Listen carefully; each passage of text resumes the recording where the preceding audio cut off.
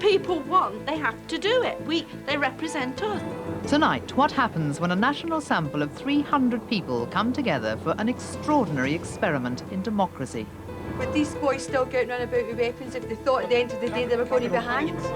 The people of Britain are here to reveal what they really want. What are you going to do about it? You know, we're all stuck with rising crime. Come up with some answers. In a unique experiment, we've brought together for the first time ever a random representative sample of the British people. We've already surveyed their detailed views on the subject of crime, on hanging, juvenile crime, tougher sentencing, Bobby's on the beat. In that survey, as in most opinion polls, people were having to give their opinions with little time to think and no chance to find out the full facts. Now, they're about to be shut up together for a whole weekend to learn those facts. We're the last dustbin, and if we don't try and do something with these kids, then I'm sorry, you are the next potential victims. At the end, we'll be asking them the same questions again. The questionnaires will come with your own name on. The resulting changes of opinion could well be dramatic. We believe a significant proportion may alter their views. What happens to these people has enormous implications for democracy in this country. Welcome to History in the Making. What you are about to see has never been attempted before. Hundreds of people from all over Britain have been brought together to tackle an issue of national importance, the crisis of rising crime. The politicians have failed to crack the problem, but can the people do any better? They've got just 2 days to do it, so they're going to have to work hard. They've come with their own ideas, of course, but they're going to be bombarded with new information, and cooped up with 300-plus strangers for a weekend guarantees the sparks will fly. But it's democracy in action, in a way that hasn't been tried before. They've got 48 hours to crack crime. I've got a busload who's been on the road since early in the morning. Our 300 were picked by random sampling from 40 different constituencies in England, Scotland and Wales by an independent survey organisation, SCPR. They come from many walks of life and represent every shade of opinion. So the views they start out with mirror the attitudes of the nation. All they have in common is that they are registered to vote. What we're attempting is a new form of democracy. It's the dream of a man who thinks our current system fails the people. Most people don't have the time or motivation to really think about important issues.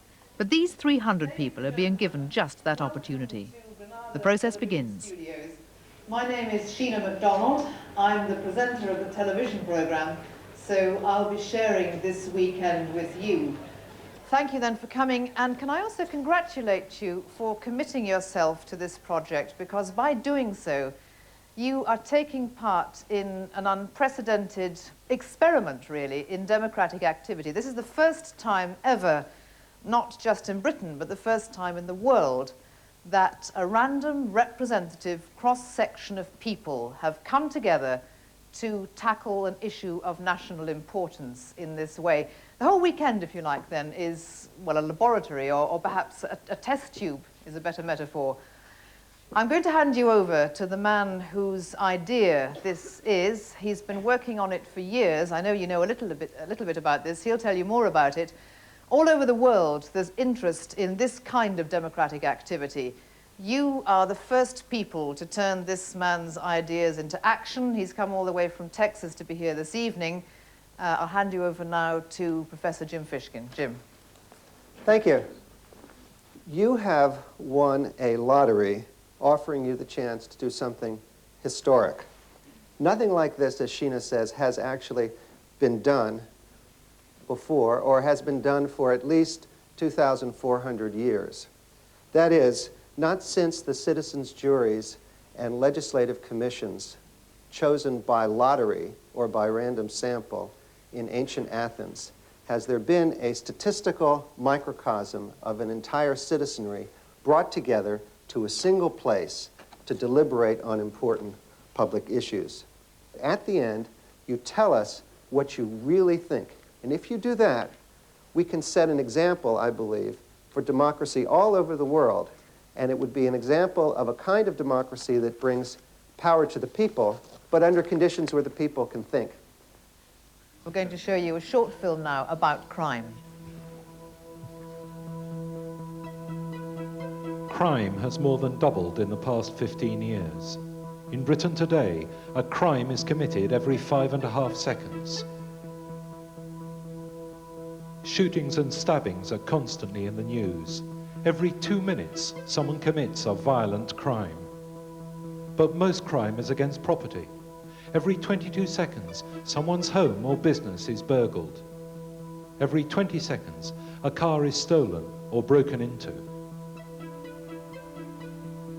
The fear of crime affects all our lives, whether we've ever been victims of crime or not. 9 out of 10 women are scared to go out at night. And we are all afraid for our children. Parents can never forget what happened to Jamie Bulger, a child murdered by other children. Or to Nikki Conroy, stabbed to death in her school classroom. Here in Manchester, over a weekend, our 300 people will wrestle with the central issues of crime: the prison system, the courts, policing, prevention. They've all come with their own views. They'll examine the claims and counterclaims of disputing experts. And they'll question politicians on their policies to cut crime. Critics point to the failure of education. They say schools no longer teach children the difference between right and wrong.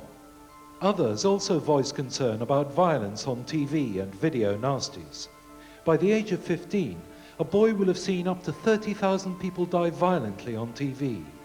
This is bound to have an effect on his behavior. And the increasing link between drugs and crime frightens many. Police say half the thefts in some areas are committed by drug users stealing to feed their habit.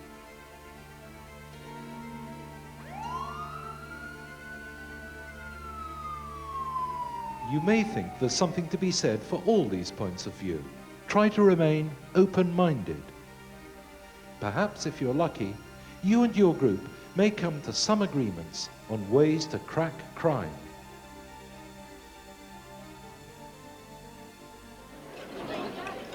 One hour into the event, and already our 300 have joined up into their groups. From this moment on, they have to stay together. Immediately, they find they have a lot in common. It has been broken into once, but they didn't even realise till a few days later. All they took was his camera off the table. She had her room burgled, and the next day, our house was burgled.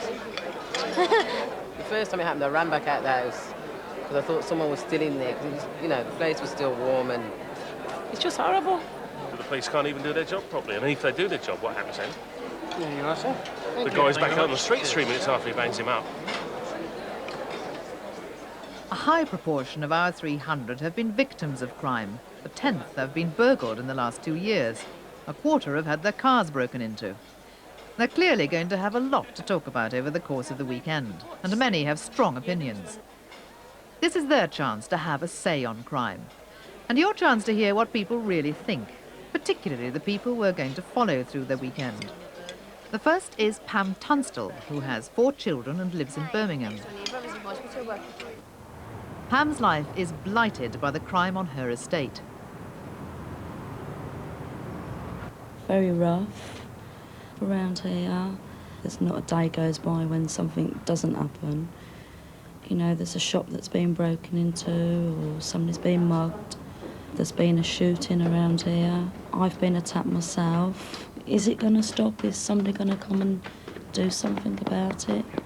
She worries about her children's future because so many other youngsters on the estate have got into trouble. I do worry about them very much because, there's lots of kids around here all in the same situation. I'd say a lot of it is to do with unemployment. There's a lot of kids out there, they're bored, there's nothing for them to do.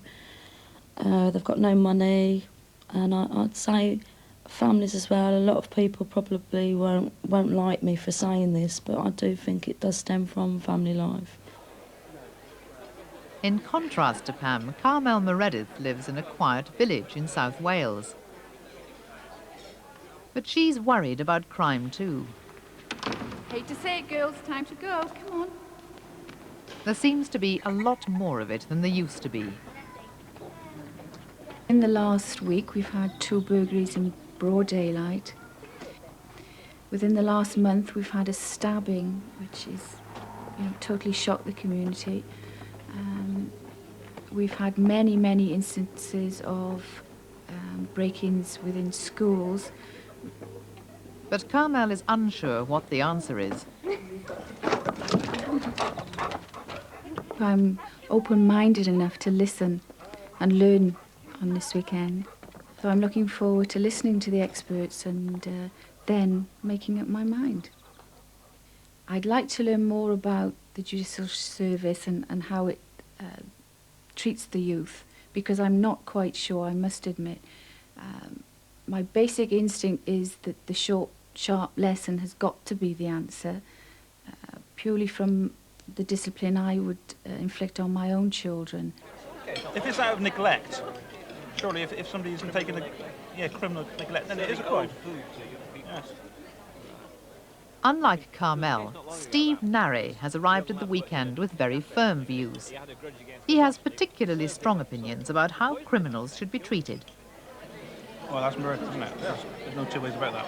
That's not even neglect. Steve has little time for the view that crime is linked to unemployment. I don't think unemployment is an excuse for crime at all.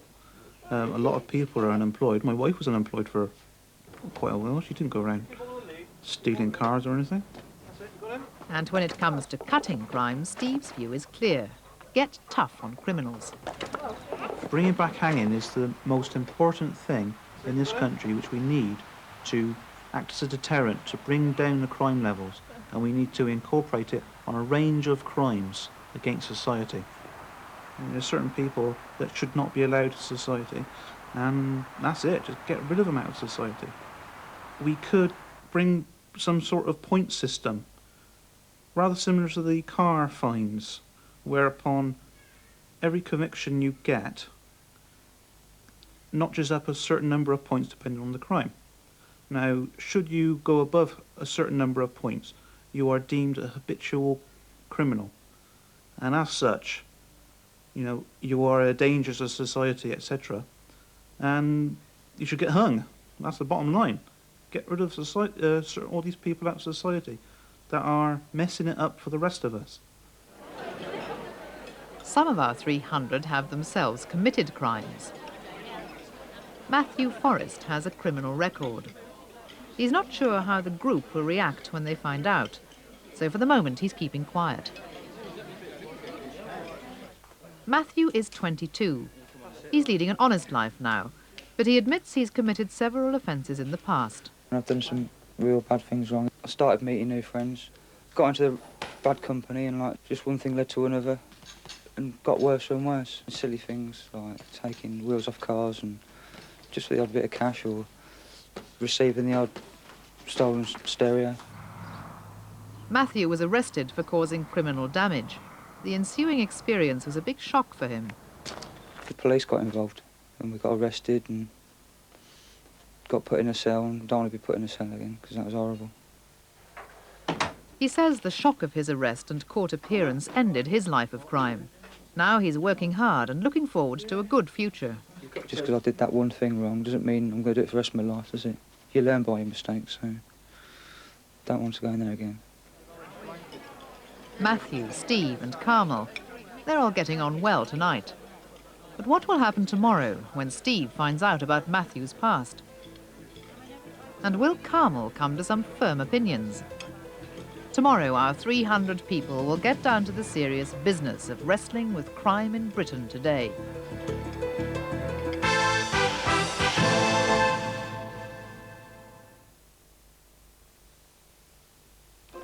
Yes? It's here. Okay.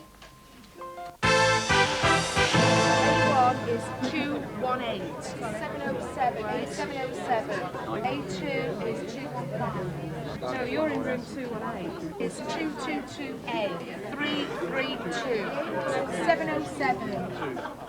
It's Saturday morning and we've taken over Salford University.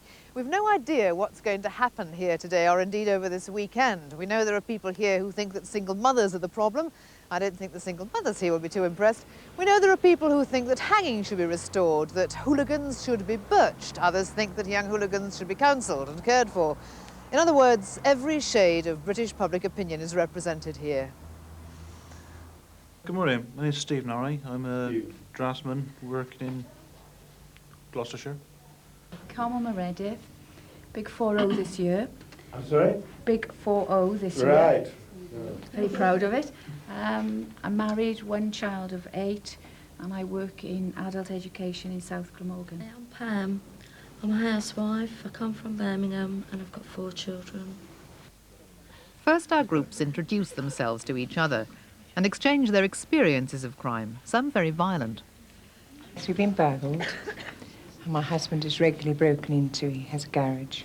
2 occasions, my car has been turned on its roof. Another occasion, my son-in-law, his car was stolen, used in a ram raid, and then dumped in a lake. In the past 7 months, I've been burgled twice. The last one happened only last week. And I am very frightened. My mother works in a building society and she has been held up, I think 3 times now over a period of years, which is obviously very worrying, and you feel frustrated as a result of that. My brother was murdered 17 years ago. 20 he was. Do you want to say any more about it? I know at the moment, no. That's fine. Now's the moment Matthew has to admit his past. I've stolen a car before, well, more than one, I should say. But I didn't do it for money or anything. I did it for the buzz. I must admit I did it because friends did it. Were you caught? Everyone is now warned to be tolerant by the moderator leading the group, a journalist from the independent newspaper, part sponsors of the weekend. We can get worked up, but we don't insult each other, we're not personally rude to each other, and we recognise that everybody's view is equally valid. Nielsen, who admitted what he's done, and these people who've killed... The group quickly moves to debate Steve's main concern. We've got a situation at the moment where criminals, if they are caught, are put before the courts, and if they do get convicted, right or wrong, they then get away with it. They get put on the street with a bit of probation and a few hours, bit of service here or there, or something pathetic. All the people I've spoken to, telling them I'm coming here, have indicated that hanging and flogging and things like that are not good enough for anybody that's in their house or has done harm to their property. Now, would we hang or flog our friend here who very bravely talked about joyriding when he was younger? I would say no. I would say no, not on the first time. Anybody can, well, depends on the crime, of course, but anybody can commit a crime, it'd be a mistake, they were misguided, in with the wrong crowd, etc., etc. Put him in front of a court, and you then say, don't do this again. But having said that, if they go back again and again and getting caught again and again, it means they're stupid. It gets tougher, it should go for longer jail sentences, long jail sentences, and then hang the bastards. But it doesn't work. It doesn't work. Because nobody ever believes they're going to get caught. So it doesn't. After 5 times, on the 6th time they get bloody strung up. They don't. We know that people don't get caught anyway. The amount of criminals who actually get caught is a small percentage. So most of the criminals, I think, take a chance that they're not going to be the ones who get caught. So that you can have the worst penalties in the world. It doesn't deter. Because they're not going to get caught. They've done it before. They've done it a lot more times than anybody's nicked a car. Well, it's like it's his living. It's what he does for a living. He can't get a job. Money on the dole's rubbish, isn't it, at the end of the day? So to get the extra cash, he does what he likes doing. Get a buzz out of it. Excuse me, what about the person that's out working, buying the car? They park their car at the house, they go up and they want the car's been stolen. Don't you think about them? Just because you're unemployed, is that an excuse? I've done it a couple of times. I don't think that's an excuse to commit crime. You lost your job and you For had everything nothing, you get. right, and they said you've got to go on the dole. Don't blame the dole on it. I've been out of work 2 years, but I ain't thought of nicking anything over it. It annoys me when they keep saying that. I'm trying to get a job and I'm trying to get on courses and different things, but I wouldn't think of nicking anyone's motor. It's ridiculous to say. They've admitted what We're they here Why to do they, express our if you're opinions. convinced in advance, why don't I ask them why All they over the campus, every group is debating how to tackle crime. Nearly 4/5 of the people think tougher sentences would cut crime. Between 9 and 5. People in They prison. don't break in at night. You don't see Pay blokes for with it. swag and stripy jumpers. They come The in. two young children that actually killed James, we later learned that possibly they would be out in 8 years' time. Now, to me, that's not good enough. They should stay in there for the rest of their life, in my opinion.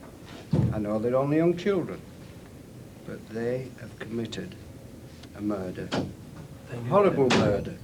They knew what they were doing. They did know what they were doing, Yeah, definitely. definitely. So they should never come out again, in my opinion. And it's same when they give a person a life sentence. The life sentence does not mean life. It may be 20, it may be 25 years. Well, It should yes, less be than that. life. The actual serving is supposed to be about 12 on average. It should for be a life life. sentence. Maybe there should be 4 types of taking life. Accidental death, manslaughter, killing and murder. Top end of the scale, murder. If you commit murder, we kill you. As a society. The end. Is there anyone here who disagrees with I that? have my doubts. Can you tell us? Well, that? purely because mistakes are made. That's my only reason. But it must admit, I'm even being swayed more because you see it so often now, these people. And, I mean, apart from anything else, if you get a life sentence, it should at least mean that.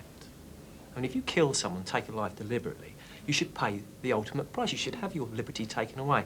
And I shouldn't have to confront you in the street, meet you in the street. Can we accept that someone will literally rot in prison? Yeah.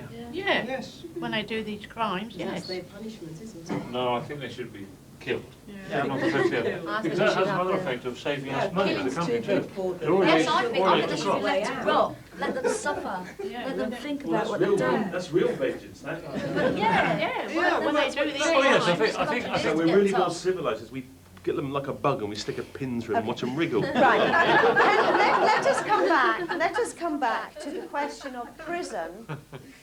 Before the weekend, when we did a survey of the opinions of our 300 people on crime, 2/3 wanted to bring back hanging. And in the groups, the case against is rarely heard. And it's fine for us to say, yes, kill him or whatever, we might all agree, but how many of us would want to actually stand there and do it? We can build cars with computers and robots, get those to do that kind of thing for us as well. Who's going to press the button? Yeah, have a robot with an injection. They haven't got the brain to do it. They're still not satisfied. They keep trying to burn it down. Don't they? Will they take the notice? What we left with, we let the people coming out into it, they're not happy. Listening to all these debates is Professor Jim Fishkin, the man who came up with the idea of getting the public together on such an ambitious project. What I would like to do... He believes what we're seeing is the real ideal of democracy, voters deciding on issues only after real debate with their peers. This is the British public, if you like. Fantastically so. They have the same attitude about crime and about all the particular dimensions of crime that we've been looking for as the general British citizenry. So their starting point is the same. But if everybody had this opportunity, what difference do you think it would make? Well, then you'd have a completely different kind of public opinion. That's why this thing is so unusual, because it's meant to measure what the entire country would come to if it consisted of ideal citizens who were engaged in serious debate about the issues. Have you met any of these citizens? Oh, yes. Oh, yes. I've just been delighted by their enthusiasm for the whole thing, and they're enjoying it. And some of them have said they would have paid to come. But this person... When it comes to dealing with criminals, we know from the survey of the 300 conducted before this weekend that 3/4 of them think prisons are too soft. Nicking cars. They shouldn't have television in prison. They should be denied that privilege. That's the whole point. If you're in prison, you can't go watch television. If you want to watch television, you keep your nose clean and stay at home. The cost of keeping them in prison, you should find a way, while they're in prison, for them to be productive, to contribute to their keep. And I don't think that you should put hardened criminals with young offenders or less offenders. I think that it should be a place of learning, in truth, and not of learning crime. People go to prison and they're released and they're too... I want somebody to jump on. well, it should be left to somebody in authority, not normal people. It doesn't have to necessarily be... In one part of the country, the rapist will get so many years. Another part of the country, they get another different sentence altogether. Yeah, but when you get raped, it's not them that's the criminal, it's us. Oh, yes. I went through all that. It's not them who's in the wrong, But I it's think the women who's in the 10 wrong. years, they should have 10 years and not come out in 6 years. There are many men who didn't rape, but a woman could say she was raped. It's a difficult one. That's a very difficult point. I mean, I do see both sides, and some women are diabolically wicked as well. They're spiteful, and they'll say they've been raped. But if it's really proven, castrate the lot. Time for a break from debate. But even over the coffee, the discussion goes on all the issues. What to do with criminals, how to catch them, and how to prevent crime. So it's peer pressure, isn't it, for kids? I mean, if their mate's going to do it, they're not going to be sort of stand back and go, oh, I'm not going to do that, I'll get into trouble. Because their mates just call them all sorts. So they'll do it just to stay with their mates. I was also surprised the amount of people that wanted to bring back hanging as well. Yes. Yeah. I mean, we all nearly virtually agreed on that. Yeah. For different reasons. They've got to be proved guilty if we're going to be Yeah, but the thing is though, nowadays you've got DNA, you've got everything. You can prove near enough 99% that it's going to be that person without the police having to do anything too drastic. The old system of policemen walking round his own patch. In the survey of their opinions, putting more police on the beat came out near the top when we asked for ideas on how to cut crime. We used to have 2 village policemen who used to be there, one on duty, with the 2 of them covered the town for the whole time. But that disappeared, and we say we're 5 miles away now from the nearest police station.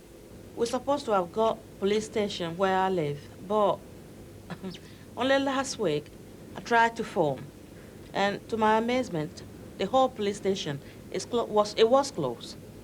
I've spoken to policemen recently, and they say they are bogged down by paperwork. It's even, you know, in here it says the same thing. Why? They're having to say, which is your priority? Right, is a murder here or a serious assault here? We'll deal with that. Those burglaries there, just record those. Those motor vehicles that have been stolen, just record those. That's what's happening today. You almost felt like, is it worth bothering the police with such a... It's just a car being nicked. They've got much more important things to do. But then you think, well, hang on, it's our car's being nicked. So, you do feel as if you're not important enough. Justice, you know... Well, I mean, and when it comes to burglary, 9/10 of our people, according to the survey, have no confidence in the police to get their stolen goods back. They don't seem to be there when we need them. And I don't think throwing more money at them is the answer. What is the answer? Well, what is the answer? Yeah. I don't know. No, Isn't there a case I don't of suppose you do society- either. To help to focus... Our 300 are a representative cross-section of the British people selected by SCPR, an independent survey organisation. Each member of the electorate had an equal chance of selection. 2 or 3. What I'm interested to know is what you think, given your experience, might happen this weekend. I think the first stage has probably begun to happen, which is that people who came here with pretty certain views are now beginning to question them. I don't think everybody, I mean, those are the strongest views, don't, but some are beginning to question now whether or not they're going to go back to their original positions, whether they're going to move on, well, that remains to be seen. If people can't afford it, they would still... Some issues are complicated, like the right of suspects to remain silent under police questioning, which the government currently wants to limit. Some of Steve's group are worried that people might be pressurised into confessions. Then get rid of... If there is a group of society, I don't know, perhaps they're mentally retarded or something, I don't know. Just name some, because I don't know. Well, I think that if certain people, if you took them to the police station and questioned them, the police are clever enough to talk people into perhaps saying something they didn't really want to say.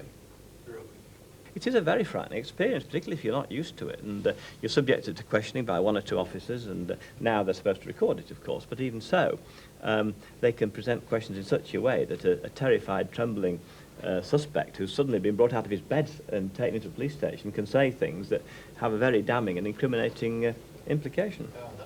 and that's not as easy as it But sounds. some other groups are more worried that the right to silence is being abused by criminals. Well, the right of silence is when the police arrest anyone, then they start questioning them. They just don't say anything. And that's their right. Where were you last night? Where they can say no, they don't answer. No. I mean, it's horrible to have somebody innocent, you know, jailed or something, but then again, a lot of these people that are getting off... Do you think the regulations are too tight? Yeah, yeah. Institutions changes. What's really interesting is the level of expertise amongst the people themselves who are here. Of course, everyone's an expert in his or her own experience, but there are so many people here who are directly involved in the debate about crime. There's lawyers, criminals, magistrates, policemen, and of course, parents and teachers. A lot of kids today have got no respect for authority whatsoever. Police, etc. Is that different today to how it used to be? I mean, is there something specific that's... Yeah, because I think what it is, I mean, like a 9-year-old today, if a policeman spoke to him, he'll think, oh, God, it's just a policeman. 10 years ago, he'll think, oh, no, I don't want a police to speak to me. You know, so that's a difference there. Kids are left alone to fend for themselves. And they just let to get up and do what they like. You know, mum's perhaps had to go to work and kids are left and, you know, there's nobody there for them. They've got nobody to speak to ask advice. So they're just out on the streets and they're learning from the streets. If we're talking about prevention, we go back to the crib. And when a child is born, parenting skills don't always come naturally. There are natural mothers and they're parents, sorry, not just mothers, parents. And I believe that parenting skills can be taught. Before the weekend, our survey showed 9 out of 10 of our 300 thought the role of parents was crucial in cutting crime, and that it was vital to teach children the difference between right and wrong. I went to speak to the head teacher and she said, oh, it's not cheek or insolence, it's free expression. That's what they're calling it now, free expression. Now, if a child goes home and says the teacher's done this, well, the teacher wouldn't dare lay a finger on a child now, but if that were to happen, the parent would then go to the school and assault the teacher. And that's happening very frequently. We often hear about it. Well, the pyramid's gone upside down, you know. And 4/5 of our 300 believed that firmer discipline in schools would reduce crime in Britain. If I did that as a kid, my father would have known about it. He would have known about it. He would have bloody kicked me. Well, I wouldn't be here now. That's right. I'd be bloody dead. He would have bloody given me a hell of a thrashing. Did your father know what you were doing when you're out? When you're 10-year-old, your parents ought to know where you are. I mean, if you let a 10-year-old roam the streets at 10 o'clock at night, you know they're not up to any good. Well, no, I don't think you can say that. I don't think you can say that. At 10 o'clock, at 10 o'clock at night, 10 years old. You'd like to think, I mean, I never let my two never went out went at 10-year-old. 10 o'clock at night. But I mean, there's people who do. Yeah, because they don't bother what But if the you kids take are them doing. away from their parents, does it help the children any more than... But some I parents... mean, you're disrupting their family life. The only thing they course you have are. got. You're the teacher. How would you chastise or punish, say, a 15-year-old in your class for doing wrong in your class? Well, I would say... i.e. say he cursed you. What would you do to punish that I would person? always say to someone that I'd never get myself in that situation. I don't get into situations whereby students don't have respect for me. The teachers need more power, full stop. Yes, well, that's The teachers should be allowed to correct a child if it means caning, well, cane the child. Yes. Correct. But I'd like to go back a little bit further. Do you believe there's such a thing as the criminal classes? Me personally, yes. So therefore, we are breeding criminals. It's a Yeah. genetic thing. The easiest way to solve a genetic problem is to not let it breed, isn't it? Yeah. Sounds awful. Are we godlike now, eh? Steve's group has started work on the next stage of the experiment. Questions for the teams of experts, including a former criminal, who they'll meet this afternoon. What about a question like, like if you was what- put in jail early, or either that, or what do you think the best deterrent from your point of view would have been, or what would have stopped you committing your crime originally? That's quite Would you- would that- for a younger person, you know, at a younger age. Yeah, no, I mean, are you happy with that? I thought it was rather a good thing to do. Some Do you want to be lumbered with that? Yeah, go on. Do you want to be lumbered with that? You're Don't lumbered. say hang them. Yes. And then, yeah, you try that. Yeah. I'm going to hang on.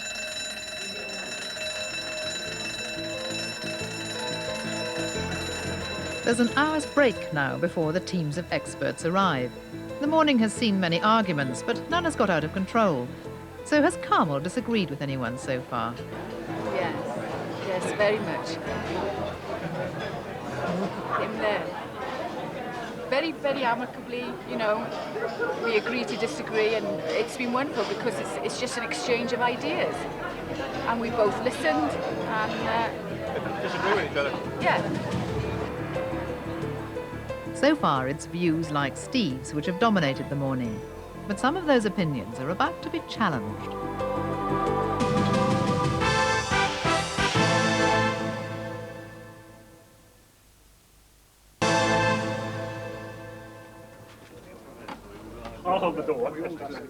The panels of experts have arrived.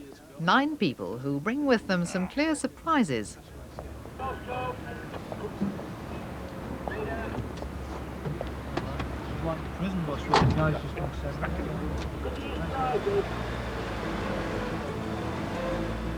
They're going to spend the afternoon bombarding our 300 with facts and opinions on crime. You will actually start to develop part of the kid's character that you never really had before. To society from the outside rather than the very expensive model of keeping them incarcerated in prisons. The threat of imprisonment is probably neither here or there. So the point about it is on one level. Here we have the first of the 3 panels of experts. First of all, on my near left is Scott Stevens, who found himself a guest of Her Majesty at the age of 23 and has served a total, I believe, of 16 years in Britain's prisons. My far left is Dr. Roger Matthews, who is a criminologist at the Centre for the Study of Public Order at Leicester University. David Golding is president of the Superintendents Association, which is the staff association for police superintendents. We've got more in the current prison system than we've ever had before. Our 300 have exchanged their views this morning, but will any of them change their opinions after they've heard from the experts? Steve Narry's views on crime are immediately challenged. I would like to ask Mr. Scott Stephen, that what sentence would have deterred him from committing the crime initially? Anyone who goes out to commit a crime, unless they're a professional criminal, does not associate the two. He doesn't associate the cause with the effect. He doesn't see the possibility of something happening to him. He really doesn't, and you mustn't think he does. The guy who goes out and steals a car from this campus this afternoon to joyride does not in the slightest bit consider he's going to get caught. So the question doesn't mean anything to me because I don't know. One of the surprises for our group this afternoon is that the police are not enthusiastic about long sentences for most offenders. My personal view is that prison is there to be used in short, sharp, very austere bursts for the appropriate offences, because I'm sure there are people serving currently who perhaps could be making a far greater contribution, retribution, to society from the outside rather than the very expensive model of keeping them incarcerated in prisons. Next, a challenge to our group's overwhelming view that prisons are too soft. Oh dear. There's always a sort of movement every so often that you should make prisons tougher. I'm not quite sure what you want to do. Most prisons at the moment have people banged up for 12 hours a day in a very small room with very little to do. Their contacts with their family and friends are restricted and directed through staff. But what do you want to do to make them tough? I don't know how you can make them tougher. I don't know what you want to do. If you want to make them physically tougher, I guess that would be fairly easy. But emotionally, you can't tell what it's going to do to anybody anyway. Some people crumble in the first day. Some people would never crumble. It wouldn't matter what you did to them. If you want to disgruntle people while they're inside, if you want to create agitation, if you want to create frustration, then fine. Most of the people that are in prisons are not people who actually have an awful lot to lose, and most of the people that you're looking at are people who are suffering all kinds of levels of social, personal and economic deprivation before they go into prison. And basically how austere you make prison, to be honest, makes very little difference to the actual effects of these things. What it probably does make a lot of difference to are things like riots and disturbances in prisons. If you want high levels of riots and disturbances in prisons, then fine, make prisons austere places. If you want to disgruntle people while they're inside, if you want to create agitation, if you want to create frustration, then fine, make prisons austere places. If you want a constructive regime, then austerity is not a word you ought to be thinking about.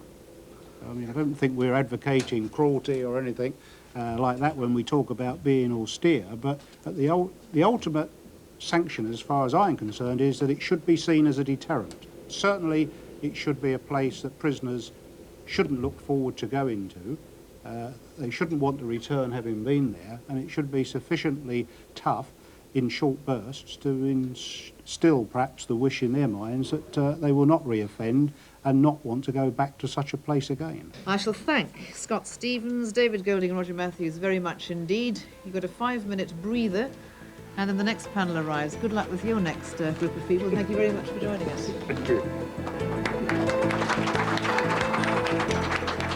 I was interested in the former criminal. I'd like to know what makes him tick. Well, you tend to think that prison will be a deterrent. Can't see any reason why people would want to be locked up. And when it came out that criminals don't really think about prison, they are so focused on what they're doing that they don't really think about the punishment. And I would have tended to think that people would be worried about going to jail, but it doesn't appear to be so, which is quite interesting. On my near left, Dr. Barry Irving, Director of the Police Foundation, which is an independent research body. On his left, Charles Pollard, Chief Constable of Thames Valley Police and a leading member of ACPO, the Chief Constable's organisation. Well known, I am told, for his attacks on the gamesmanship and play acting that he thinks are part of the barrister's stock in trade. On his left, a barrister. Michael Hill, QC, who spends a lot of time in the criminal court, sometimes defending suspected criminals, sometimes leading the prosecution against them. Wait till the camera. Are we there? Yes. Gordon? My question is, why is there a lack of police on the beat? Quite simply, the demands on the police have gone up over the last 20 years so enormously as compared to the number of resources. We just haven't got enough people to go round. Hence, not nearly as many bobbies on the beat as there used to be. And we all in the police service believe that the key to British policing is that relationship between the local bobby and the community. And I wish we could get more bobbies on the beat tomorrow. Do you agree, Barry Irving? Well, I'm afraid we're fudging the issue a bit here because it's very difficult to show catching criminals isn't necessarily best coped with by having more bobbies on the beat. It's been sold as a general panacea, as a general good. But in fact, you have to look at exactly what the bobby on the beat can do, what his capability is. And if you look very closely at that, you get some rather disturbing and rather difficult answers. And those answers aren't really being appreciated by the people who continually call for more bobbies on the beat. Do you accept that, Charles Pollard? I don't think I'd fall out at all with Barry over that. I was saying, do you want more bobbies? We were saying we wanted to put them on there. I didn't say that would automatically reduce crime or result in detections. What it would do is reassure people more. It would certainly do much more in terms of social misbehaviour, vandalism, graffiti. It would do a lot for public confidence. But there's certainly the idea that more bobbies on the beat will just stop crime. As Barry says, I agree, it's not like that at all. And there's time in this session to tackle the proposed changes to the suspect's right to silence. We have enough experience now of the extent to which people who are being interviewed by the police, particularly those who've been taken into custody, not being able to cope with the situation. And I'm talking about the major criminals, I'm talking about small people who are arrested and interviewed for small crimes, that they find themselves confessing to things that they didn't do. None of us believe that we would ever do it, do we? And yet they do. Time for a break, but there's no escape yet for the Chief Constable. What you need is a national census to actually bring in the legislation, and then it's irrevocable. Even then you could say, well, unless without another census, you cannot even, Parliament can't even take it away. I wouldn't actually agree with you about that. I think we elect people to govern, and I think to try and run the country just by a census for things like hanging, I personally don't think would be right. I think it's quite a complex issue. I understand a lot of the strong feelings which you obviously hold about hanging, and capital punishment. I personally don't hold that view. There's a sort of an urge for revenge, which, if you're professionally involved, you can no longer really take seriously, or you can no longer take account of, because it seems too primitive. Normal people, they don't need training. Don't you think they need some help, a little bit of guidance and help? You know, you see it in schools, if you bring the parents in and, you know, tell them they've got to take responsibility for what's happening, and if it then goes further with the police. No, for people it's self-afflicted. I've not for anybody like that. It's a shame for like parents and people like getting shoot things. Next, information on juvenile offenders. We went sailing in a 54... The new panellists are Sahel Hussain from Crime Concern, Chief Superintendent Michael Woodhouse, West Yorkshire CID, and Joe Whitty, Governor of Feltham Young Offenders Centre. The kids who come into the prison are the same kids who've been coming into prison for the last 120 years. They're the poor, the dispossessed, basically they are poorly educated, and there is no hope for the future. And even more so today, because there is no way out of the dreadful situation that many of them are in, unless we actually start to reverse and start to come up with some better ideas than the ones which are usually thrown at us, particularly those from the political arena. I have to echo something that Joe said. In a way, he does get all the failures, because by the time they get to him, we've tried cautioning, we've tried probation, we've tried fines and the other non-custodial sentences. So when we say that prison doesn't work, we've given him a really hopeless task in the first place. I'd like to ask the panel whether they think the media has an influence on crime, and in what way, and what changes you would like to see in the media. Dr. Sahel Hussain of Crime Concern is the first to answer. Well, there's very little hard evidence to prove one way or the other what's happening. My own feeling is yes, it does, and the more violence that young people are exposed to, I think the more acceptable it becomes to them. That's my impression. Other people would argue that they divorce themselves from reality when they're watching it on the television. As far as I'm concerned, from my years of experience, I think the media's got a very high price to pay, and it's only a matter of time before there's actually evidence which indicates that there is a direct correlation between what we see every day, both on our TVs, on the cinema and in the newspapers, and serious crime and serious offending. So what's the first change you would make, Joe Whitty, to the status quo, given that we've just had a recent change? I would insist on a much greater control of the glorification of violence. More censorship. Much more censorship. We've got so many good questions. Let's move on to another area. What is the evidence about the effectiveness of different sorts of sentencing? Well, the bad news, or the good news, whichever way you look at it. Did it either encourage you, or did you think about these like family and friends that you might upset before you did it? I just wonder whether it's a good example to the peers. With this particular distinct type of boy. Do you feel it should be made a criminal offence for the police to investigate? It really doesn't matter, because they're so damaged. Finally, Pam raises an emotive issue. I haven't heard from you yet this afternoon, because although I value your views, it's nice to hear some new ones. Yes, lady there. I actually think it's disgusting that sending these young offenders away on holiday like that. What about the victim? What about sending them on a holiday? When you use the word, disgusting, in a way, all that we're trying to do is to put right, in my particular case, the years of neglect and the years of hopelessness and the years of failure that have taken place with so many of these youngsters by every other agency. In a way, I've used the term, we're the last dustbin. And if we don't try and do something with these kids, then I'm sorry, you are the next potential victims. Tomorrow's session for politicians. Can I thank Joe Whitty, Sahel Hussain, Chief Superintendent Michael Woodhouse, ask you to do the same, and before you leave, Liz will tell you what to do next, so if you could thank them and then just wait a moment. Thank you.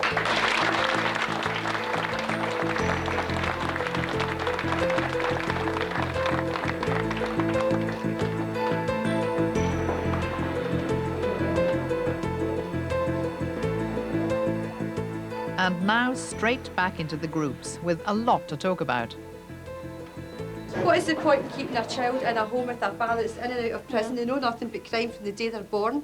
Joe Whitty said he always thought that until 3 years ago, and he changed his mind. He thought it was better to keep them together, which I thought was a very surprising conclusion. Joe Whitty was saying that the schools have failed them, and that's one of the reasons why they've turned to crime. And if we can address that problem and make successes of some of these youngsters, they achieve success. If it is costing money to put these young offenders behind bars, well, there's got to be another way. And I think a military camp and a military-style officers, in some way, for a younger generation, 16 to 18, that might help, instead of putting them in the prisons.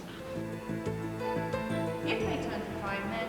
On the grounds that you may incriminate yourself. Could we just talk one at a time? Crime may go down a slippery slope. Is it too predictable? Is prison too predictable? They know what they're going to face when they go in. I say what Keith's saying there. I think if it was more varied and the punishments were more varied within the prison, so they seem to drop into a niche, don't they? They go in, oh, here we go, I do this every day, as he said. I know what I'm going to have Monday, Wednesday, Friday. Perhaps it's too predictable. They're not going far enough underneath the skin of the problem to get it sorted.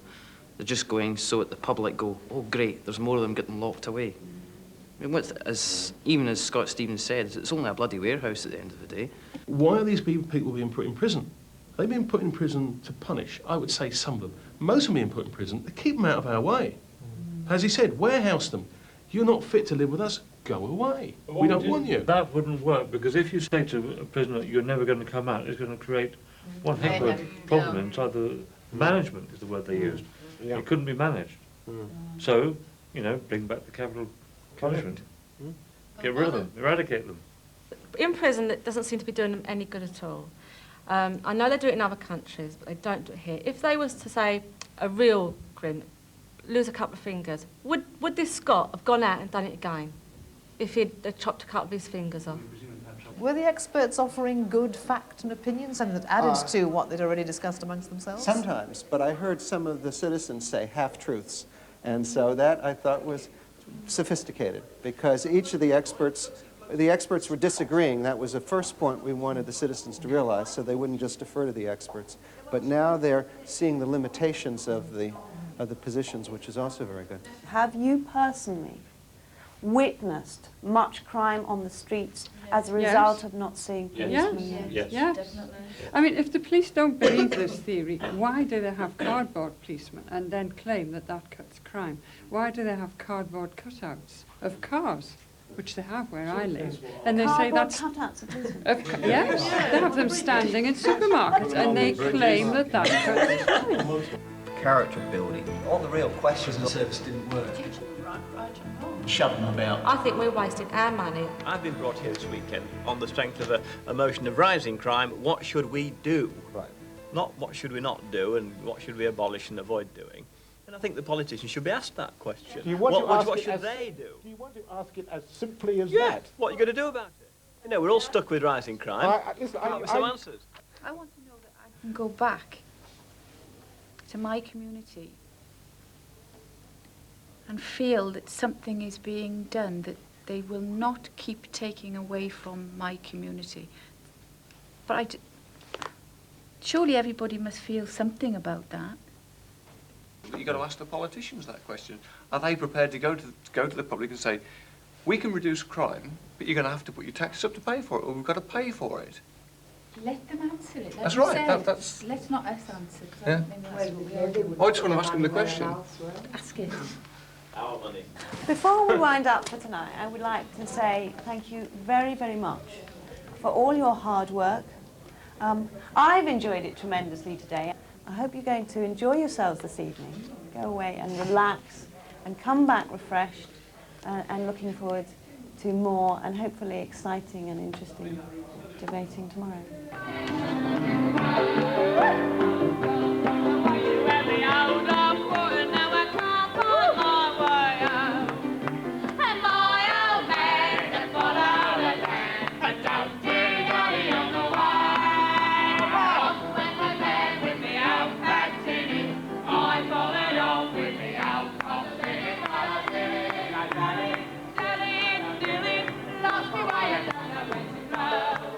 The experience of the day has changed some people.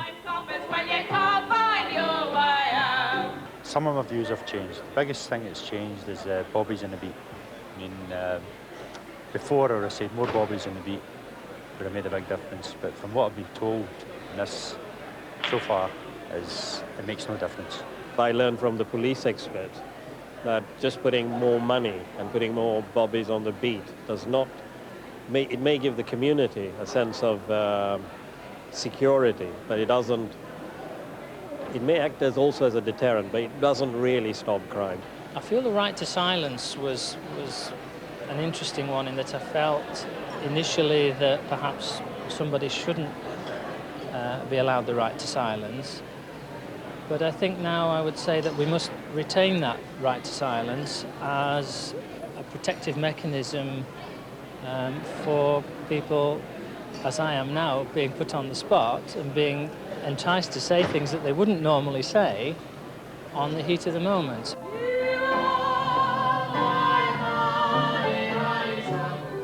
Our 300 have time now to reflect. In the morning, they'll confront the politicians.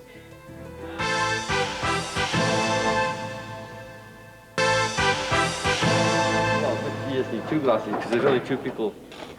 Sunday morning, and the preparations are underway for the studio confrontation with the politicians. We know that many of our 300 have low expectations of politicians.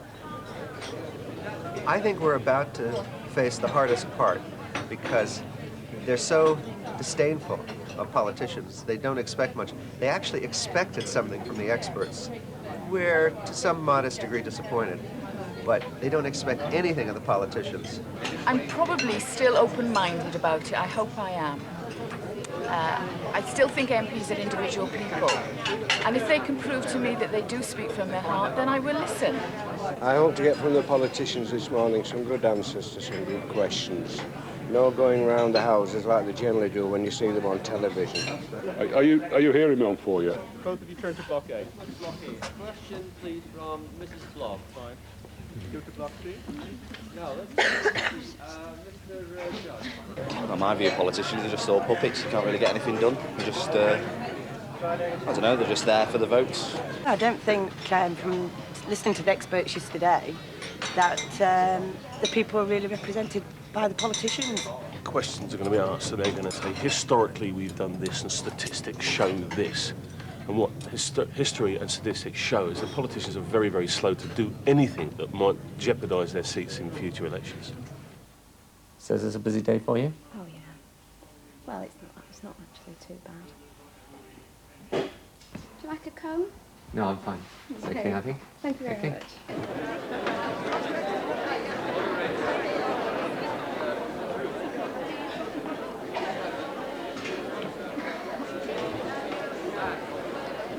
Have you got your badges? What are your B's? Right, I think that's the B's. Oh, smiling. Right, I'm out the way. There we go. Sue's here. We've been up and down there, up and down here, up and down there, back over here now.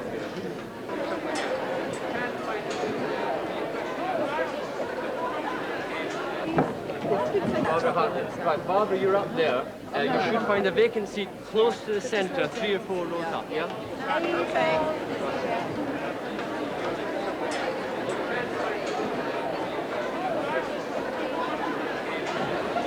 Tony, good morning. My name's David. I'm floor manager for the Link. So enjoy yourselves. Right, so let's welcome the first politician who's come to listen to your questions and give answers. Please welcome the Shadow Secretary for Home Affairs for Labour, Tony Blair.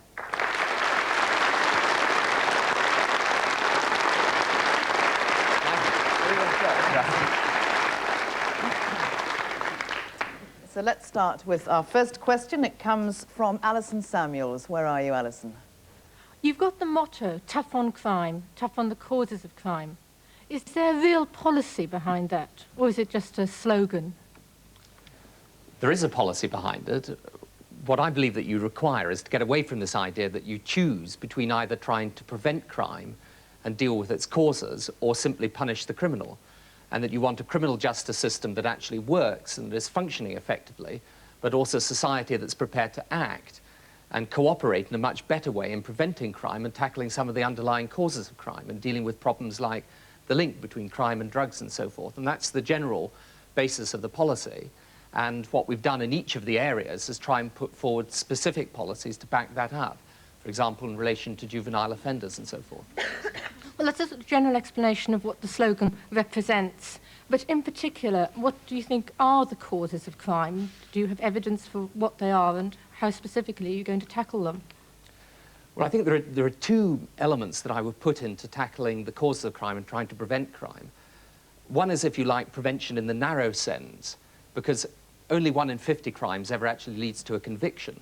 And so it's important, for example, that in local areas, we've suggested that you set up new partnerships between the police, local authorities, local schools, local businesses, where they get together, they sit round a table, they target the crime priorities in their own individual area and then take the measures most appropriate to that area. And there are areas of the country where they've been trying that approach and it's actually worked. So there's that narrow element of prevention. And then there's the broader element. I mean, this is just a personal view, but I think that the real problem that we face is that many of our young people are growing up in circumstances where they don't have much of a stake in society, where their environment is characterized, if you like, by family instability, by drugs, poverty, poor educational opportunity, high levels of youth unemployment. And I think it is also important that we try and tackle those causes as well. Let's take another question. Nigel Trumper, where are you? Yes, up here. We know from the experts, or at least we've heard from the so-called experts, and an ex-criminal, that unemployment is not the root cause of crime. But your party and you link the two together. How can you justify that? I don't think that unemployment causes crime in the sense that people who become unemployed rush out and commit criminal offences. But I think that we have got a real problem in this country in creating what I would call a sort of subculture of which unemployment and high levels of unemployment in the family are a part, but where kids grow up just without the basic stable factors that go to make up a decent and law-abiding community. And I think that employment and jobs is one part of that. I mean, if people feel they've got the prospect of going out and getting a job, and if their mother or father are working and bringing in a working wage, then I think people feel they've got much more of a stake in society. They belong much more to society. Let's take another question. Stan Norton, where are you? Yes. If our group is representative of public opinion, the general feeling is that harsher sentences and longer sentences should be the norm to punish the criminal, and that would be the answer to crime. What do you feel? Firstly, I think that harsher sentences by themselves are not going to work in this area. I think it's the easiest form of political rhetoric. It's probably the most popular. But I don't think in themselves they are going to cure the problem. But the second thing I would say is that I would take consistency of sentencing before I think I would take necessarily in individual cases longer sentences. And I think that is where we need much more sensitive court systems, better guidelines for judges, perhaps judges that are occasionally a bit more in touch with ordinary people than sometimes they are. And I think that the odd case of bad sentencing serves to undermine the whole system to a much greater degree than we ever realize. And therefore I would like to see, you know, sure, in certain circumstances I think we do have to get tougher, but I think it's got to be part of an overall program that brings us better and more consistent sentencing, and also means that sentencing is just one part of the reform of the criminal justice system. I feel at the moment the general public feels that the criminal gets the best end of the stick, sure, and the victim is the one that suffers rather than the criminal. Yeah, can I just make one other point here? I mean, I think people do think that. And that is that some of the problems that are faced are problems within the system itself. The way that victims and witnesses are treated, for example, is often very, very bad. Now, that hugely undermines confidence in the criminal justice system. If people think, I mean, I've visited areas where people know the people that are committing the crimes, but they're intimidated and they're frightened to come forward. Now, if that type of thing happens, you can have all the tough sentences you like, in theory, but you're not going to get the cases brought to court. And the other thing is that I think cases take far too long to get to court, and I think the way the Crown Prosecution Service operates is that it doesn't take nearly enough account of the views of the victim in working out how to proceed with the case. Let's move to another area of discussion that's been looked at this weekend. Carmel Meredith, your question. Is there a causal relationship between violence on television and in videos and the increase in children committing crimes? If so, what are you going to do about it? I think we know the types of videos that we're talking about. And I think that it's not if you have, you know, a child sees one of those videos on one occasion and that then, you know, turns them into a serial killer. I think that would be daft. But I think that if it is combined again with other things, if in a sense it is a symptom of something that is wrong in that family, and you have the kids having a sort of daily or weekly diet of that type of gratuitous violence, then I think it desensitizes them in quite an important way. And I'm very unhappy about some of the videos that we've seen, even on television, never mind in the home video shop. Does that answer your question, Carmel? Can I just ask one more Sure. thing? Do you have children yourself, and how old are they? They're 10, 8 and 6, so this is very much on my mind. Do you then monitor what they watch on television before 9 o'clock? Do you ever have to turn off your television? Yes. You yes, do? I do. Mm. Doesn't that speak volumes? Yes, I think it does. I mean, I'm quite surprised sometimes at things you see on relatively early. And, you know, some of the language that's sometimes used in television. So that's your constant daily watching? Yeah, I think that I try and exercise control the whole time. The risk is not just what they may watch in the home, but what they watch with friends. And I'm sometimes very surprised at what my kids tell me other kids have watched, you know, when they say, why can't we watch such and such? Because, you know. Can we take another comment from the lady over here, the second row? Yes. Do you not feel that those responsible for deciding what should be shown on television, any programme, that something they should be looked at? These people who make the decisions, it's after all they who are saying, right, this is what the public want. Do we want it there? I certainly don't. I think that one of the things that we should say as citizens in society is we don't find this type of thing legitimate. We don't want it. And part of the reason why I thought it was important to legislate in the House of Commons on the so-called video nasties was, as I was saying earlier, not just to make the point against what was happening, but to send out a signal from society to be picked up by the broadcasters that we don't like our children growing up with this being considered normal, because it isn't normal. Perhaps the difficulty is how society, whatever society is, gets its voice heard, and maybe that's one of the things that this exercise is about. Where's Tina Lambert? What's your question? There's definite lack of discipline in schools. What will you do to improve the discipline? Well, I think the most important thing is to support the teachers when they're actually trying to exert discipline in schools.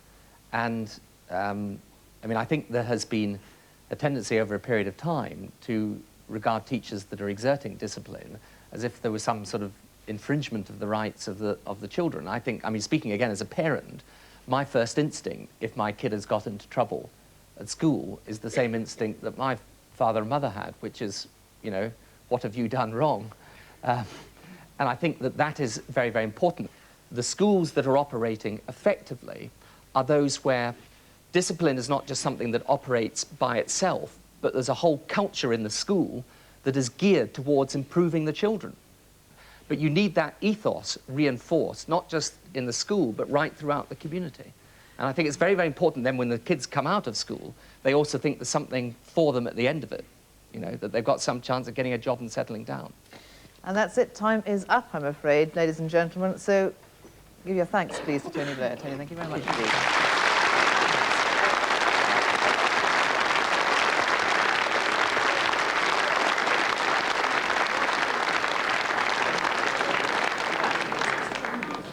I thought he answered the questions very well. He didn't bring politics into it. And I think if all politicians answered them as truthfully as that, you'd have more respect for politicians generally. This whole weekend, everything we've had have been soft answers that may be slightly geared towards kind of massaging people's thoughts and worries instead of giving hard answers. These are hard questions that are being answered. And he was very good, but he just slid away from the answers. In the time that we had, he answered very honestly, and I was very impressed with his answers. I'd like to get him by himself and have an hour and talk to him, but yes, I was very impressed with his answer.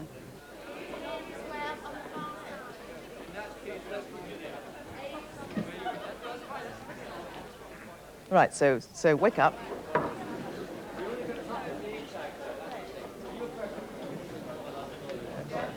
So we've heard from the Labour Party, we've heard from Tony Blair. What do the Liberal Democrats have to say? Will you please now welcome their spokesman on Home Affairs, Robert McLennan.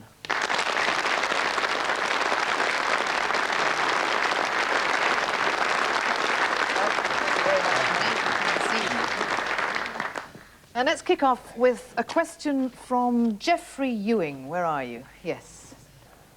Yes, your party stated that they intend to spend more money on neighbourhood watch schemes, education. But really, the people of this country want longer prison sentences and tougher prisons. What do you think about that?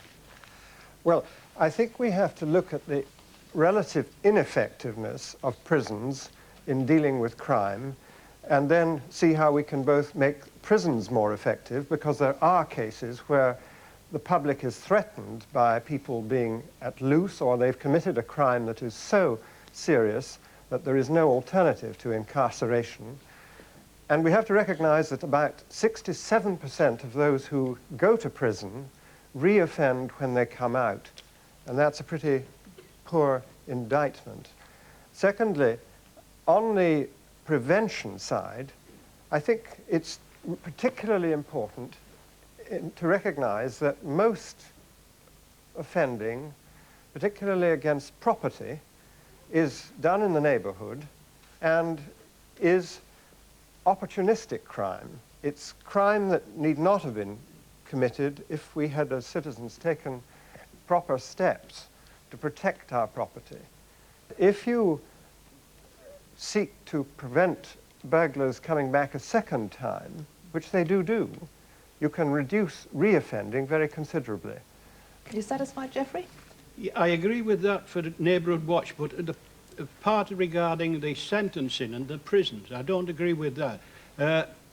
My point is this. Homicide, capital punishment for homicide. They have taken a life. The person, the victim, whose life they've taken, he's been sentenced to death. To have a single sentence for murder of the death penalty doesn't reflect the different degrees of gravity. The second point that has to be made about capital punishment is that, unfortunately, all criminal justice systems result occasionally in the verdict being the wrong one. Miscarriages of justice take place, and if there is a mistake, and we know of many cases, unfortunately, where the jury's got it wrong, in capital cases, you cannot give redress after the event. Now, these are areas we've discussed quite a bit over this weekend. So I'd like to bring in some more views. Steve Narry, where are you? Yes. I believe that capital punishment should be brought in for a range of crimes, not necessarily just for murder, whereupon we could get rid of, for instance, all drug pushers, etc. What you've got to do is you have to round the people up, you have to put them through the court, and you have to hang them by the dozen, by the 100. Get rid of them. Then, what you have a situation there... I have to say, in answer to that, that the Americans do have capital punishment, and there is no evidence that those categories of offense for which there is capital punishment in the United States, in some states, are actually more successful in dealing with the problem than the states that don't have it. There's no evidence that capital punishment is a more effective deterrent than other forms of penalty. OK, let's move to the other side of the spectrum, if you like. Question from Eleanor McQueenie. Where I live, there's a lot of kids who, like, just vandalise the place. I mean, the parents don't care. The parents don't stop them from doing it. And how could we go about making the parents make the children stop? You know, I think that teaching them right from wrong. I think that this kind of thing cannot be laid down from the centre by Parliament or by legislation or anything of that sort. This has to be handled at a very local level. You need to have the cooperation of people within the community. You need the local authority, you need community groups, you need community housing groups, you need voluntary agencies to come together and tackle these problems when they are a problem in a particular community. We've had But a couple of questions on this. I might bring in Nigel Young. Where are you? Yes. Thank you. Shouldn't parents be made legally and financially responsible if their children commit crimes and forced to appear alongside them in court if necessary? Well, I think that parents are morally responsible if their children are out of control. But that cannot remove from the children themselves the liability for their own actions. So I do think there is a case for associating the parents in the process, and that actually happens in Scotland in the children's panel system, which I think is a very healthy system which we could look at with favour in all parts of the United Kingdom. Thank you. Let's take another question. The lady here. Would you agree it would be sensible, in view of the seriousness of crime that we all have suffered from, to forget politics and cooperate more, instead of scoring points one party against another? I'm very strongly in favour of cross-party agreement where it can be achieved on matters of criminal justice.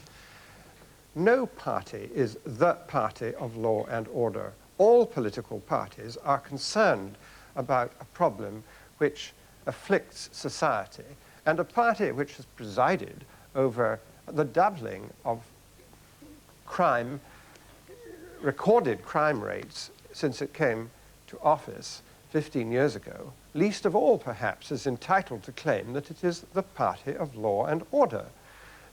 And that's it, I'm afraid. Time is up. So can I ask you to thank Robert McLennan?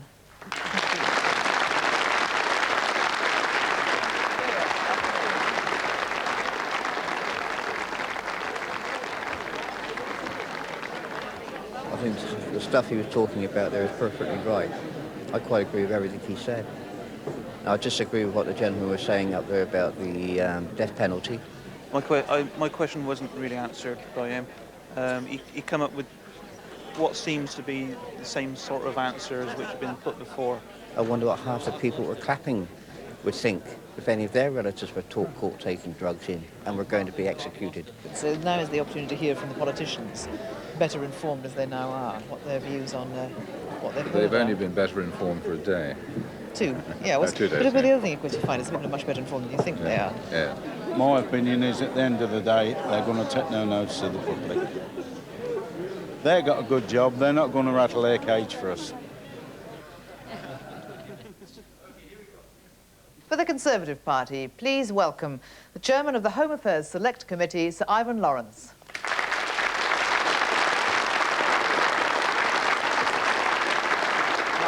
Thanks very much for coming. Have a seat. And let's kick off with a question from Kim Hodges. Where are you? Yes. Yes, the Conservatives have cultured and nurtured an image of being the party of law and order for a number of years now. You see it at party conferences where the party faithful seem to get quite excited. This whole symposium today, this surely is a testament to the fact that the Conservative Party aren't the party of law and order. Could you comment on that, please? Well, I'm afraid that lawlessness is something which is happening throughout the world to an alarming extent. It's not just happening here in Britain. And we've taken a large number of steps to try to contain it, to try to improve the situation. They're not enough. We're taking more, and hopefully we will be able to bring it down. But I'm afraid that the world is a very changed place, and with those changes have come massive increases in lawlessness everywhere. Well, the Conservatives have been in power now for 4 successive governments for 15 years, and they're empowered to do something about it. Every year we've introduced crime control legislation. I mean, what the government does is introduces legislation and provides finance. We've improved the prevention, we've improved the chances of catching, we've improved the chances of convicting, we've improved the chances of sentencing. Now, there are a lot of things that have happened recently which have changed the situation. There's been the runaway outbreak of drugs throughout the world. There's been an increase in juvenile crime, which is very substantial and is a reaction to the breakdown of our education system, our family systems. These things have come upon us in the last 5, 10 years, weren't there 20 or 30 years ago. Can I pause you there, Sorry. Sir Ryan? Because no, Yeah. I mean, I want to get in as many points as possible. Gentleman up there, yes. To blame foreigners for the failures of your Conservative government is ridiculous. For those elements where the government does have control, how do you explain, and please be precise, the failure of successive Conservative governments to keep these promises?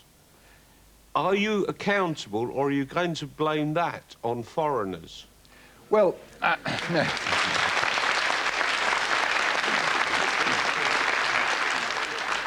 Now, that's unfair. I'm not blaming foreigners for the reduction in crime. I'm merely saying... Are you not a representative of the Conservative Party? That Britain is not the only country... Let him answer. That Britain is not the only country which has had this runaway increase in crime. That's all I'm saying. I'm not blaming foreigners, and you've misunderstood me. Answer the question. Now, you're wrong in saying that we haven't reduced crime. There are areas... It is the view of the experts, the police, the statistics, and the general public that crime has got worse. Now, if you're saying that all those are wrong... Some crime has got worse, and some crime has got better. I agree it's patchy. We used to have a terrible amount of crime on London transport. That has almost stopped. There's been a reduction of 18% in the amount of burglaries, amount of crime in the City of London over the past year. There's been a reduction of 14% in the number of burglaries in the whole of London in the past year. There have been reductions of something like 66 and 70% of crime on housing estates where preventive community measures have taken place. Thank you. Let's take another question. Barbara Hartley, where are you? Yes. The Church of England has accused the Conservative Party of creating a selfish and greedy society. Is this why crime is on the increase? Well, I don't accept that. There are moralistic approaches to everything that goes on. There's realistic or there's political approaches to the way things are happening. We can't stop people being greedy. How do you improve the economy of a country? By competition, by getting people to compete in businesses, to set up businesses, to flourish, to produce the wealth from which the taxes are taken, for which the poor are helped. So, you know, I know that encourages a fair amount of the kind of greed which is competition between people, but it can't be helped. Thank you. Let's take some comments. Yes, gentleman here. Given the clear link between crime and unemployment, how do you coordinate employment policies with crime policies? Well, we want to get as many people into work as possible, and we've reduced the number of people unemployed in this country by 250,000 over the last year alone, and we'll go on doing it. But at the end of the day, people are responsible for themselves. They can't blame society. They can't blame unemployment. They can't blame economic hardship. You don't become a criminal just because you're going through economic hardship. There are a lot of people out there who are decent, law-abiding citizens who are in some kind of financial trouble, and they don't revert to crime. Thank you. Let's take some comments. Yes, gentleman here. If you give people no hope, no future, no jobs, and poor housing, I don't see how you're ever going to solve any crime. Well, we give people hope, we give people a future, we give people... We give people more housing, and we give people more jobs. Sally Vivian, where are you? Yes. Yes, people similar to me, they shouldn't have the right to be silent. People can't speak for themselves, similar to me. And you've taken that away. But it's very handy to have the right for silence because it protects the person who's actually innocent and hasn't done anything wrong at all.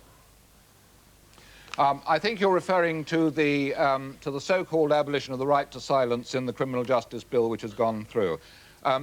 May I say this, that I think that this is a very exaggerated subject.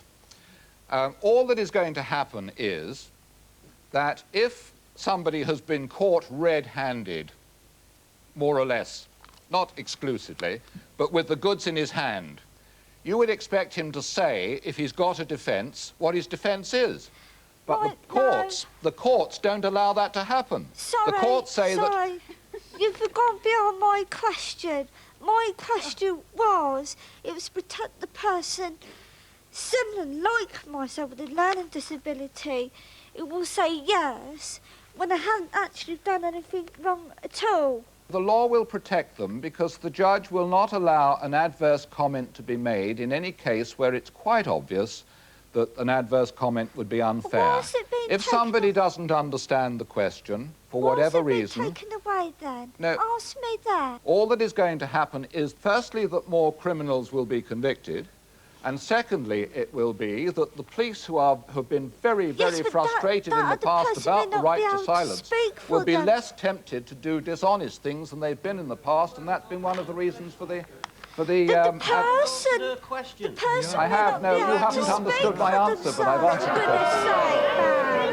question. The person might be innocent. He can't speak for, she or he can't speak for themselves that much. So they need somebody to stick up for them. Do you want to try again?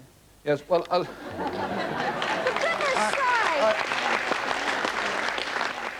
You will be protected, Sally. I promise you that there is no way in which somebody who has got a learning disability will be at any disadvantage out of the proposed changes in the law. I know we haven't persuaded you, but you will be persuaded. Now let's move on. Yes. One of the issues that's come out from this weekend's discussion, and the Chief Constable did say it himself yesterday, is the police are desperately short of resources. Well, we've increased the police resources massively, and you can go on doing it. Having really sort of thrown massive sums of money at the police and the law and order system, it's still not working effectively because there is a decline in the number of arrests that the police are making. And if anybody with any business experience were to look at this situation and see how much money has gone in, how much the situation has been improved, and still the production is falling, you say, this is a problem of management and a problem of organisation. And that is what the government is applying its mind to, reorganising, better managing the police so that it can become more effective and more efficient than it's ever been. Question from David Stevens. Yes, sir. Yes, what I would like to know, and I've learnt this weekend, I think the majority of people here would like to know, is why does the Conservative Party not support a referendum on capital punishment? The government says this is a matter of conscience upon which people have individual views, and that it's not a government matter, it's a matter for the whole of Parliament. I'm afraid you're leaning on an open door with me. I support capital punishment because I believe it would save many, many innocent lives. And that's where we leave it. Time is up. Will you please thank Sir Ivan Lawrence?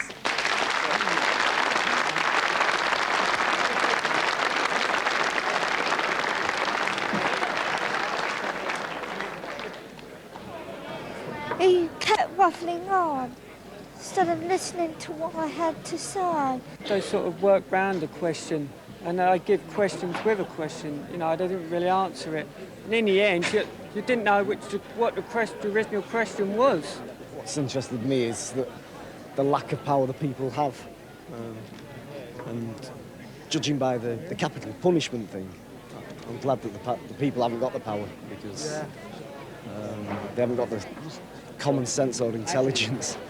So they've heard the politicians' views. But have their own opinions on crime really changed in any way?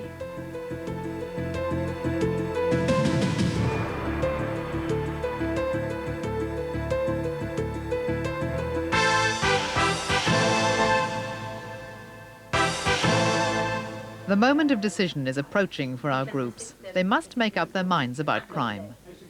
I can't give you a better answer than that I agree with you. But there's a hiccup in Steve's group. Someone's invited Sir Ivan Lawrence to join it. He's explaining how an MP understands grassroots opinion. Or they come to me to tell me what's really bugging them. And I like that. You know, I go back to my constituency at the weekend looking forward to plugging in to my grassroots and people telling me what it is worries them. But surely you've got a situation where if you've got a majority of people who actually support something, no matter what it is, and the members of Parliament actually vote against something, against the same thing. So you've got a situation where people do not want to bother going to the MP because so what? It's a good debate, but it can't go on. Voted for me. I'm sure want to see it back. Sir Ivan, can I interrupt a second? I'm slightly worried about this meeting because we're conducting a scientific poll here, and I'm slightly worried that you are going to, your presence here is going to affect this small group. I'll go. But I... Frightened to death. To give the name. In the groups, the focus is on the performance of the politicians they've just heard in studio. They would really attack him. Yeah. From Tony, we got more sensible answers than I think that we got from the other two. No. He spoke from the heart, where the other two were promoting their own individual parties, which I did not like. I thought that was a load of rubbish. They were there to answer questions, not brag about what they've achieved, which that's all they were doing, the Conservatives and the Liberals. He seemed more genuine. I don't know why, but it just seemed more genuine than the other two. Everyone goes on about how the Labour guy, he spoke well, but he's not in power, so he probably end up, he would just be the same as the Conservative guy when he was in, because they're all the same as one another anyway. Want to. The experience of this weekend is now making many of the 300 question the way British democracy works. They feel that under the current system, little attention is paid to the views of the voter outside general election campaigns.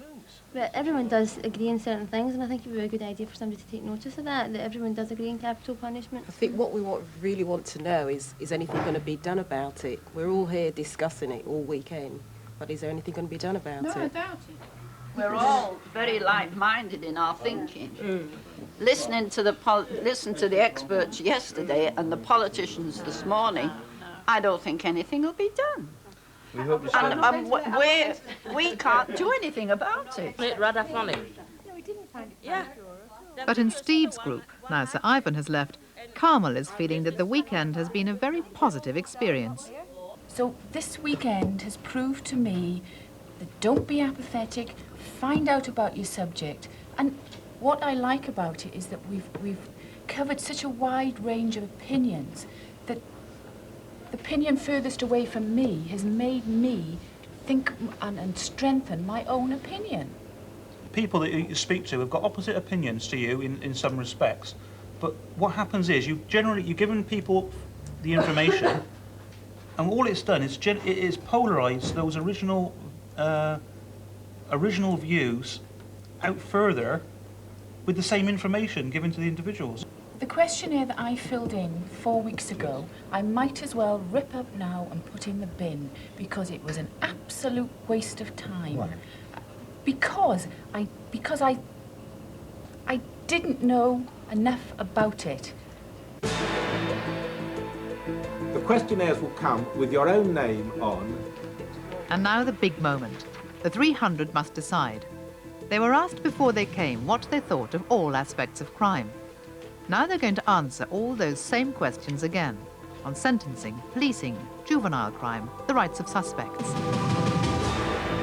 Now that they've been subjected to this torrent of information from experts, from leaflets and from each other, the question is, have they changed? Is the matured view the same as the view that was spontaneous?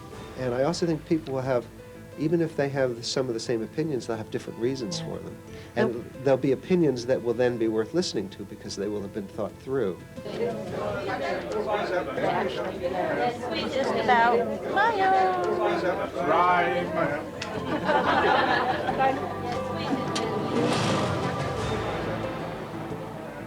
Our 300 volunteers in this remarkable experiment in democracy return to their normal lives.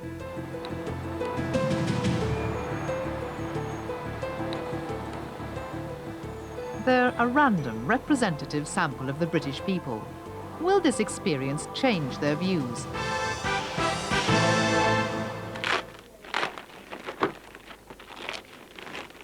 The independent survey organisation Social and Community Planning Research, SCPR.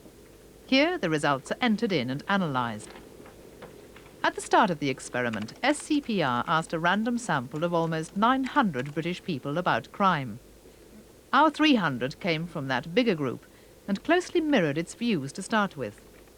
But as they analysed the new questionnaires from the weekend, it's soon clear there are now big changes in their attitude to crime. Nearly everyone who came has changed in some way. There have been some significant shifts. Their responses on a wide range of crime issues has altered dramatically. The treatment of young offenders, alternatives to prison, bending police rules, even the assumption of a suspect's guilt or innocence.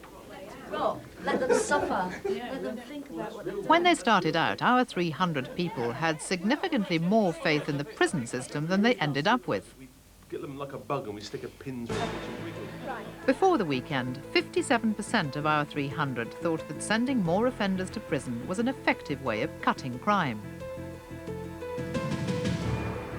After the weekend, only 38% thought that, a fall of 19%. The kids who come into the prison are the same kids who've been coming into prison for the last 120 years. They're the poor, the dispossessed, basically they are poorly educated and there is no hope for the future. And even more so today because... The debates over the weekend caused a significant change of attitude away from sending first-time offenders to prison. There was an increase in concern about putting young people in jail alongside hardened criminals. They came thinking that prison was a panacea, an easy solution to all sorts of crime that would prevent crime as well as punish people. I think they learned during the weekend that the prisons weren't all that effective, certainly in terms of changing people. It worked. I couldn't, you know, when, for years I've been advocating this and people said this was a crazy idea from a nutty professor.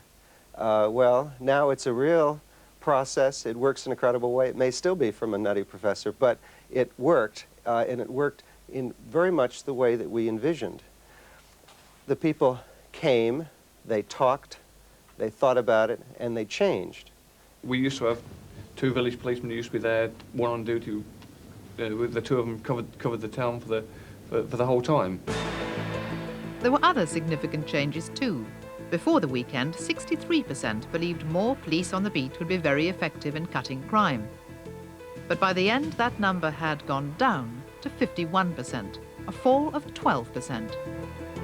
But would you tell them if they thought at the end of the day they were going to be behind? Of course they will. On hanging, there was no change. A 2/3 majority still supported it. The person might be innocent. He can't speak, or she or he can't speak for themselves. But on a suspect's right to silence, there was a big change. Only 36% of our people initially believed the right to silence should be kept. Now, almost half our sample believe it should be retained. That's an increase of 13%. I didn't have any views on, like, prevention of crime with children. And now I feel that is a really big part of cracking crime, is to stop it before it happens.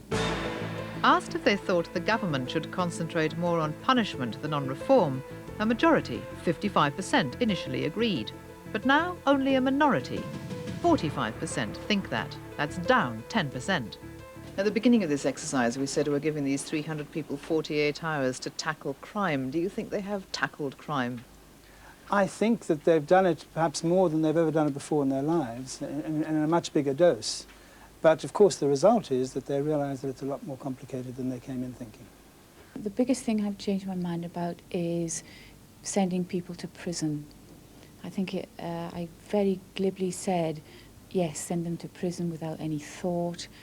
The experts showed me that I was wrong. And everything they said made sense.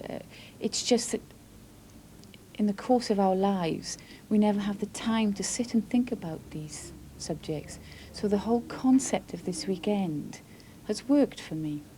In a general election, or in the run-up to a general election, how might this kind of exercise be used? On the issues, with representatives of the parties and a national random sample of the public, and television broadcasting what the people really think after they've had a chance to think through the issues, instead of top-of-the-head reactions to unread election manifestos and unwatched party political broadcasts and shrinking sound bites. This is a way of directly involving the people in the process under conditions where they can get an informed view of all the competing arguments and have all the people statistically represented.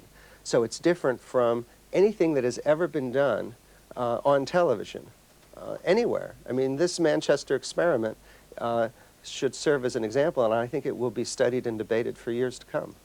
Discussing politics with other people and issues with other people, you do change your mind, because you come with a format, and then when you meet and listen to the people, you can put it together better of what the general public want.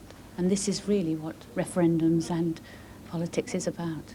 It should go to the people and let them do the discussions and make the decisions, because after all, we pay their wages. I feel I've got far less power than I thought I had, and the people have got less power than I thought we had. I can see the government are not reflecting the people. And I think the whole thing's been a great success, and I just hope that some good will come out of this, and that the powers that be will take note of the voice of the people. So that's it. The experiment is complete. And you've been watching a world first. The British people in microcosm have tried out a new form of democracy. A democracy in which they've had time to think about an issue, to find out the facts and then debate it amongst themselves. And as you've seen and heard, it changed them dramatically. So what would happen if this was applied to other areas of policy?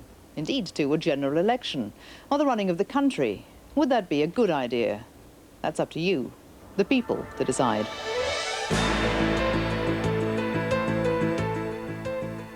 Full details of the poll findings will be in tomorrow's edition of the Ladies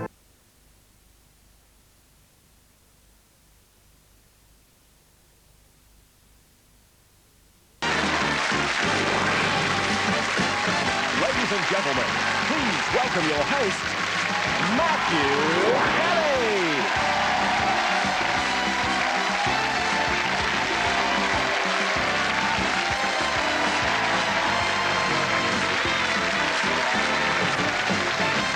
Thank you very much, thank you. Hello and welcome to Stars in Their Eyes. We're halfway through the series already, I can't believe it. Just 5 weeks away from the live final. Tonight, though, as always, more star guests, more music and more amazing transformations. All thanks to our award-winning makeup department. They spend hours toiling away, rubbing out the years, smoothing out the lines and bumps, undoing the reckless lifestyle and the ravages of time. And then they have to leave me and get on with our star guests. You think I'm joking? I wish I was. In real life, I'm 5'2" and completely bald. Honestly. Anyway, apart from the makeup and the wigs and stuff, Stars in Their Eyes is all about the sound of music. So let's start at the very beginning. A very good place to start. And star guest number 1 is Michael Caine. Not a lot of people know that.